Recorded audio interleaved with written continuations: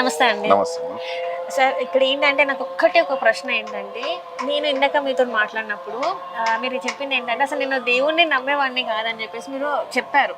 కానీ ఈరోజు చూసుకుంటే గత 8 సంవత్సరాల నుంచెల్లి మీరు ఇదే పనిలో ఉన్నారని చెప్పేసి మీరు అసలు ఏంటి ఇలా జరిగిందంటారు ఇదంతా? సో నేను ఒక విషయం చెప్తున్నానమ్మా.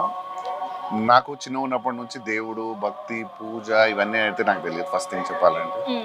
కానీ అంటే నాకు తర్వాత ఈ కార్యం చేసిన తర్వాత నాకు అర్థమైంది ఏంటంటే, నేను పుట్టినప్పటి నుంచి ఈ కార్యంలో ఉన్నాను నాకు అర్థమవుతుంది. హ్మ్. నేను ఎందుకంటే నా లైఫ్లో అన్ని థింగ్స్ చూసిన. చిన్న ఉన్నప్పుడు సరే మా నాన్న నేను 3 years ఉన్నప్పుడు చనిపోయాడు. మా తాతగారు ఇంతవరకు నన్ను పెంచడము, ఈ దేంట్లోకి రావడము. నేను ఒక పొలిటీషియన్ని. హ్మ్. రేవంత్ రెడ్డి గారు నన్ను గుర్తుపడతారు, నా పేరు పెట్టి కూడా పిలుస్తారు. ఆ లెవెల్ వరకు తెలుసు. నేను బిజినెస్ చేసినాను, అక్కడ నాకు ఆనందం లేదు, పొలిటికల్గా ఆనందంగా లేదు. నా అన్నీ వదిలేసినాం ఈ కార్యం వచ్చిన తర్వాత. ఫైనల్గా నేను ఎటు పోతున్నా ఈ స్థానానికి ఈ కార్యం కోసమే వచ్చి పడుతున్నా. మీరు ఒక విషయం చెప్పాలంటే, మీకు ఐందవ వేదం అని చెప్పి ఒక జీ5లో ఒక సిరీస్ ఉన్నది. అంటే ఒక మనిషి దైవ కార్యంలో ఉంటే ఆ మనిషి రూట్ అనేది ఎటు పోయినా కానీ దేవుడు తీసుకొచ్చి మళ్ళీ అక్కడే కూర్చోబెడతాడు అమ్మాయిని. సో సేమ్ ఆ సినిమా చూసిన తర్వాత మేము అదే కనిపించింది. అంటే ఒక కార్యం కోసం దేవుడు ఎంచుకున్నాడంటే ఆ మనిషికి అక్కడే ఆ సంతోషం దొరుకుతుంది. సపోజ్ ఇప్పుడు మీరు ఉన్నారు, ఇప్పుడు మీకేంది, మీరు ఈ పని చేస్తే మీకు చాలా ఆనందంగా ఉంటుంది. సో మాకు ఈ కార్యం చేసి ఇప్పుడు ఒక్కొక్క మనిషిని ఒక్కొక్క కార్యం కోసం దేవుడు పుట్టిస్తాడు అంటున్నాడు. మమ్మల్ని దేవుడు దీనికోసం ఎంచుకున్నాడు. అర్ధనారీశ్వర్లని తీసుకొచ్చి ఇక్కడ స్థాపించాలి, ఇక్కడ వాళ్ళ గురించి బయటికి తీసుకురావాలి మా తరఫు నుంచి అని ఆ దేవుడు అమ్మ నిర్ణయించింది. మేము ఆ కార్యంలో ఉన్నాం. అదే అంటే ఇక్కడ చూస్తుంటే చాలా వరకు ఆ పెద్దమ్మ తల్లి, ఎల్లమ్మ తల్లి, అర్ధనారీశ్వరుడు, ఇక్కడ చూస్తే నవయోని యాగశాల, ఇన్ని ఇక్కడ మండపం, పెళ్లి మండపం, ఇదంతా అవ్వాలంటే ఒక రోజులో 2 రోజులు అయ్యే పని కార్యం అయితే అస్సలకే కాదు. అలాంటిది మీరు అసలు ఎలా పూనుకున్నారు? ఈ సంకల్పం అనేది ఎట్లా జరిగిందంట? నేను ఒక విషయం చెప్తున్నా. ఒక మంచి కార్యం చేయాలనుకుంటే సృష్టిలో ఎవరైనా సరే, మీరైనా సరే, ఎవరైనా సరే, అన్ని కలిసి వస్తాయి ఒక దగ్గరికి. మనం నడవడం, ఆ స్టెప్ తీసుకోవడానికే భయం అవుతుంది. ఒక్కసారి అడుగు లోపలికి వేసినామంటే ఆటోమేటిక్ గా ఒక మంచి పని కోసం అన్ని కలిసి వస్తాయి. మాకు కూడా అదే జరిగింది. అమ్మ దారి చూపించింది పెద్దమ్మ తల్లి. ఆమె వేలో మేము నడుస్తూ వెళ్ళినాం. ఆమె ఏది చెప్తే చేస్తూ పోయినాం. అదే రూట్ లో దేవుడు మమ్మల్ని తీసుకెళ్తుంది. ఏమన్నా కష్టం అనిపించిందా ఇదంతా స్టార్ట్ చేసిన తర్వాత? మీకు ఎప్పుడైనా అనిపించిందా ఏంటి అసలు ఎక్కడికి వెళ్తున్నాం, ఏం జరుగుతుందని ఏమన్నా అనిపించింది? ఈ రోజు వరకు అయితే మాకు ఆ మైండ్కి అయితే అది రాలేదు. సో థింగ్స్, సొసైటీ ఇవన్నీ కూడా ఎవరు యాక్సెప్ట్ చేయలే ఇవన్నీ థింగ్స్. ఎందుకంటే దేవుడు ఎవరు చెప్తారు, ఏం చేస్తారు. కానీ నేను కూడా అదే దాంట్లో ఉండే. కానీ కార్యం చేసినాక నాకు కూడా అర్థమైంది ఏంటంటే, దేవుడు ఒక్కొక్క కార్యం ఒక్కొక్క మనిషిని దానికి పుట్టిస్తాడు, దాంట్లోనే మనం నడుపుతాడు అనేది అయితే నాకు అర్థమైంది. దాన్ని మరిచి మనం అటు ఇటు తిరుగుతూ ఉంటాం. ఎవరి మనిషి అయినా సరే ఒక కార్యానికి మనిషి. ఇప్పుడు ఒక చిన్న విషయం చెప్తాము. ఇప్పుడు జంతువులు ఉన్నాయి, పక్షువులు ఉన్నాయి, ఏమైనా ఉన్నాయి సృష్టిలో. అది ఒక వేటాడుతుంది సింహము, దానికి సరిపోయేంతనే తింటది, మళ్ళీ పోయేది సైలెంట్ ఉంటుంది. దాని సరిపోయేంత తిని అది వదిలేస్తుంది అక్కడ. అది దాచిపెట్టుకోదు ఇంటికి తీసుకెళ్ళి.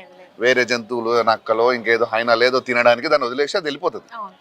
కానీ మనం మనుషులమే కేవలము ఇది నాకు కావాలి, ఒక రోజుకి మనం పోవాల్సిందే, ఏదో ఒక రోజుకైతే మనం పోవాల్సిందే. కానీ సృష్టి నియమాన్ని కొన్ని మనం పాటించట్లేదు. సృష్టి మనకి ఏమి ఇచ్చింది, ఏం చేయమన్నది, నలుగురి కోసం మంచి చేయమని చెప్పి సృష్టి పంపిస్తుంది. కానీ మనలో అందరిలో కూడా ఒక స్వార్థం, నాది, నాకు, నా వాళ్ళు. ఇది ఇంకా ఇప్పుడు ఒక విషయం చెప్తున్నా, ఫైనల్గా సృష్టిలో మిగిలిపోయేది వీళ్ళు, మనం మిగలం. ఇవన్నీ ఏవి మనిషి సో విషయం మనం అర్థం చేసుకోవాల్సింది కూడా అంతే. దేవుడు మిమ్మల్ని ఒక మంచి కార్యం కోసం పంపించండి. ఏదైనా సరే నలుగురికి మంచి చేయమన్నాడు. నువ్వు ఎవరికైనా పెట్టకపోయినా బాధ లేదు, కానీ ఒకరికి మోసం మాత్రం చేయకండి. నీ కర్మం నీతోటే నడుస్తుంది. కర్మ సిద్ధాంతం 100% ఉంది. అది నువ్వు అవునన్నా కాదన్నా కర్మకు గురి కావాల్సింది ఎవరైనా సరే. ఒకప్పుడు అంతకు ముందుకి కొంచెం ధర్మం ఉండేది మన పెద్దవాళ్ళల్లో. ఏదైనా చేయాలన్నా కానీ 2 నిమిషాలు ఆలోచించేటోళ్ళు. ఇప్పుడైతే మొత్తం అన్నీ వదిలేసుకున్నారు. ఏది కూడా నాకేమవుతుందిలే అనుకుంటున్నారు. కానీ ఆ కర్మ అనేది ఎట్లా వస్తుంది అంటే, ఈ క్షణానికి మనం చాలా గట్టిగా బలంగా ఉన్నాం, కానీ ఏదో ఒక రోజు అయితే పడతారు చూసినారా, ఆ కర్మ మామూలుగా తీసుకుపోదు మనం. సో మేము అనేది కూడా ఒకటే, మీకు ఏదైనా మంచి జరిగింది ఇక్కడ ఈ ఆలయంలో, లేకపోతే ఎక్కడైనా మంచి జరిగింది, దేవుడి పేరుతోటి మీ డబ్బులు ఖరాబ్ చేయకండి. తీసుకుపోయి ఉండిలో డబ్బులు వేసి దేవుడు నాకు ఇది చేసిండు, అదే ఉండిలో డబ్బులు వేసి అదే దేవుడు ఏం అడగాడు. దేవుడు ఏమన్నా ఇప్పుడు మనం భయపడుతూ ఉంటాం, దేవుడు అంటే ఒక భయం.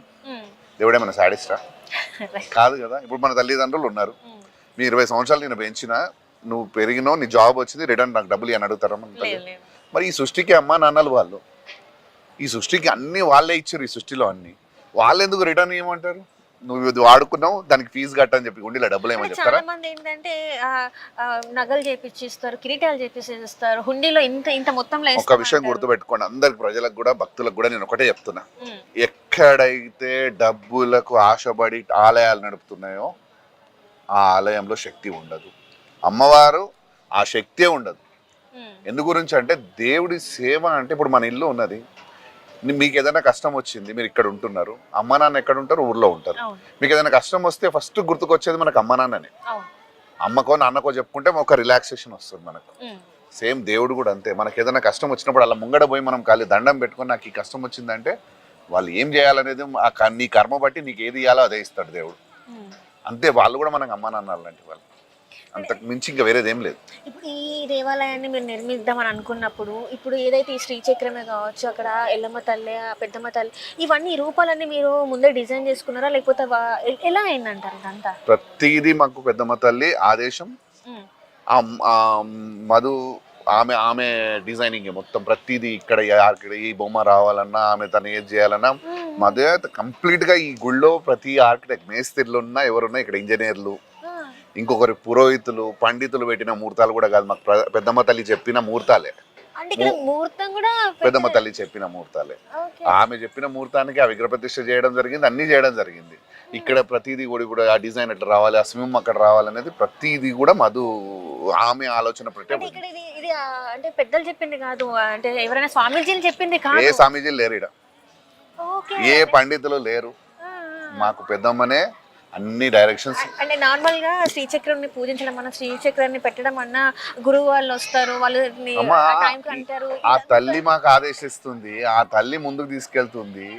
ఈ ఆమె కంటే పెద్దోళ్ళు ఎవరున్నారు తల్లి? ఆ తల్లి చెప్పిన మాటలనే అవే తీసుకొని ముందుకు వెళ్తున్నాం. ఆమె కంటే ఇంక ఈ గురువులు అంతా ఏమన్నా శాశ్వతంగా ఉండిపోయేటోళ్ళ? వాళ్ళకి స్వార్థం లేదా? వాళ్ళకి స్వార్థం ఉందా?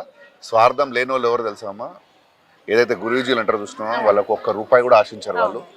ఇప్పుడు రమణ మహర్షి అంటారు చూసినావా, అట్లాంటి వ్యక్తులు గురూజీలు అంటే నేను ఒప్పుకుంటా. కానీ ఇప్పుడు సమాజంలో ఉండి యూట్యూబ్లలో కూర్చొని వాళ్ళని తిట్టడము, ఇది శాస్త్రం కాదు, అది శాస్త్రం కాదు, ఇది కాదు, అది కాదని చెప్పి తిరుగుతుంటారు చూసినావా, వాళ్ళు మాత్రం అసలైన గురూజీలు కాదు.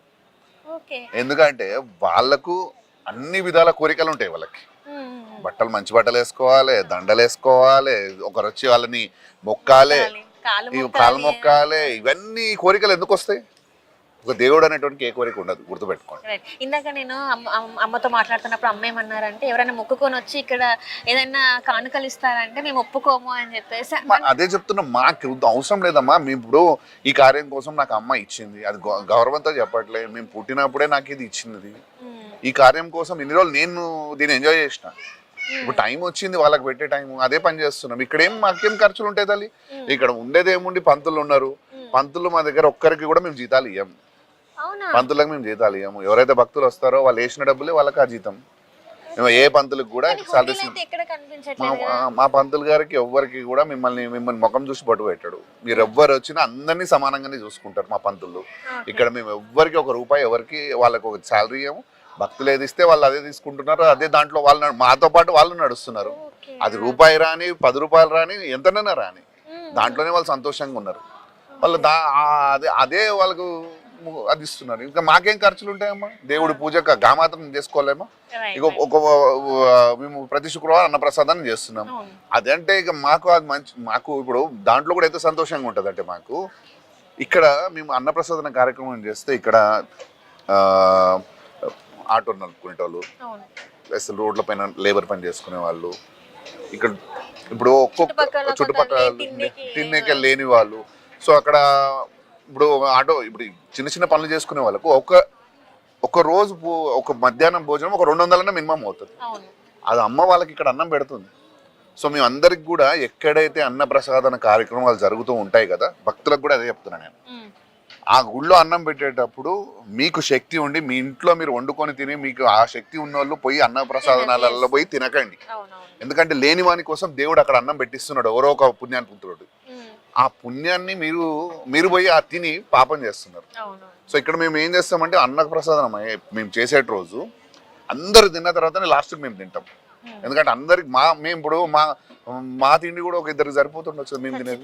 సో వాళ్ళందరూ తిన్న తర్వాతనే మేము తింటాం. ఇది ఇప్పుడు అన్నప్రసాదం నైట్ టైం చేస్తారా, డే టైం? మధ్యాహ్నం టైంలో చేస్తారా? అండ్ ఇంకొకటి ఏంటంటే సార్ నేను అడిగేది ఏంటంటే ఈ గుడి స్టార్ట్ చేసినప్పటి నుంచి మీ ఆహార వ్యవసాయ అంటే పద్ధతులు ఏమైనా చేంజ్ చేసుకున్నారా, లేకపోతే ఇట్లా ముందు ఎలా ఉండేది ఇప్పుడు ఏమైనా చేంజ్ అయిందా? మా లైఫ్ స్టైల్ ఏది మారలేదమ్మా. మేము అన్ని విధాలుగా మేము ముందెట్లున్నాం అట్లున్నాం. కానీ మా దగ్గర నుంచి మేము పక్కన పెట్టింది కొన్ని విషయాలు. ఏవి?